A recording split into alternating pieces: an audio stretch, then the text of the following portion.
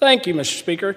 Listen, aviation has been in my blood my entire life, and it continues to be something that I very much love. In the middle of my family farm in Tarkio, Missouri is the Gould Peterson Memorial Airport, which is named after my uncle. Growing up, when my brother and I weren't doing chores on the farm, we'd do anything we could at the airport just to mooch a ride. And that love of aviation and being a professional pilot has never left me. When I came to Congress in 2001, I joined the Transportation Committee to work on these issues, and it's been extremely rewarding, and being a pilot has provided me with an invaluable insight into these issues. Throughout the years, I've worked on several pieces of legislation that addressed safety gaps following unimaginable tragedies. Every aviation accident typically has multiple contributing factors, and too often I have seen Congress react prematurely in a way that fails to address the multi-layered causes of accidents in a comprehensive and consensus-driven manner, and in some instances to the detriment of fostering sound safety policy that prevents unintended consequences. This is why I have long believed the best way to honor victims of aviation accidents is for Congress to wait until the NTSB completes its investigation so Congress first has all the facts. On January 29, 2025, an Army helicopter collided with an American Airlines flight while on final approach to Ronald Reagan Washington National Airport. The fatal collision claimed the lives of all 67 passengers and crew in both aircraft. The NTSB, along with the federal partners and law enforcement agencies, jumped into action that cold January night, and NTSB carried out over the last year one of the most impressive and comprehensive investigations that I have seen. And I'd like to thank the NTSB for their dedicated work over the past year. The NTSB officially concluded its investigation and issued its final report last week, with numerous findings, the probable cause, and 50 recommendations to ensure that this doesn't occur again.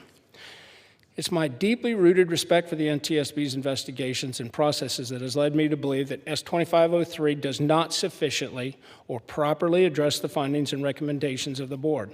That's why last Friday I joined together with Transportation Committee Ranking Member Rick Larson, Armed Services Committee Chairman Rogers, and Armed Services Committee Ranking Member Smith to introduce the ALERT Act. The ALERT Act is a comprehensive package of improvements that addresses all 50 safety recommendations issued by the NTSB. Unlike the bill before us today, the ALERT Act tackles all of the identified root causes that led to this deadly crash. Unfortunately, the Rotor Act, or this piece of legislation, touches on only 2 of the NTSB's 50 recommendations and provides an overly prescriptive approach to mandating a specific technology, which is still largely under development, in a manner that can prove burdensome to some operators and create burdens to its adoption. I want to remind my colleagues that we've been down this road before. We've been in this position before.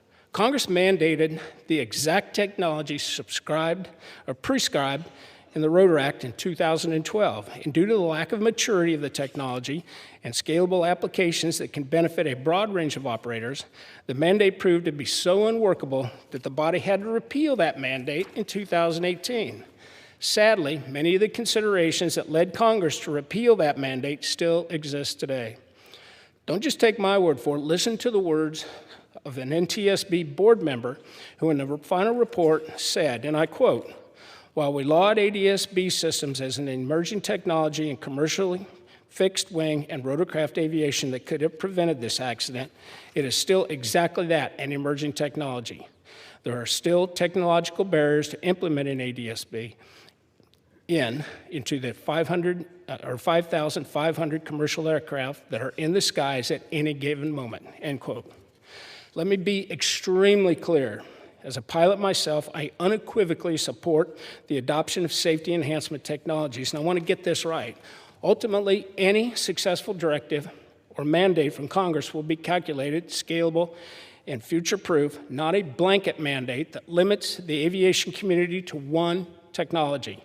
We've tried this before and it failed, leading to no tangible safety benefit. Mr. Speaker, my greatest fear is that passage of this legislation today in its current form will unintentionally lead to an operational crisis in 2031 and force future Congresses to have the same debate on the need to repeal another unworkable government mandate.